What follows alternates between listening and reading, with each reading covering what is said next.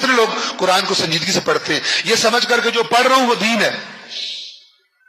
کیا ذہنوں میں ڈالا ہوا ہے جو میں پڑھ رہا ہوں پتہ نہیں اس کا کون سے میننگ ہو، اس کے 20 میننگ ہو، اس کے 25 میننگ ہو، اس کے 70 میں ایسی باتیں بتائی.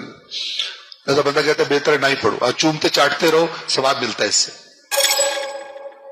سمجھنے کی کوشش، دین لینے کی کوشش نہ کرو. اس جرم کی سزا اللہ نے نہیں دینی، اس امت کو دینی ہے، دے رہا ہے.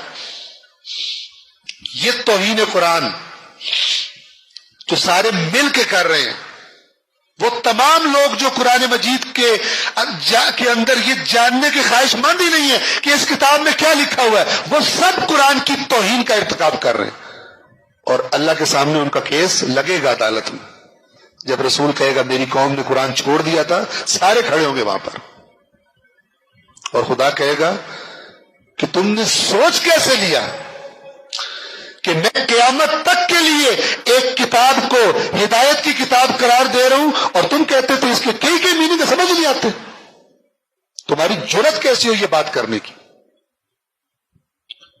تم نے مجھے اتنا نہ سمجھ لیا تھا، اتنا مجھے تم نے کم پڑھ سمجھ لیا تھا کہ میں جو انسانیت کی ہدایت کا ذمہ دار ہوں، لاسٹ کتاب ان کو دے رہا ہوں، وہ بھی ایسی کی جو سمجھ نہیں آتی.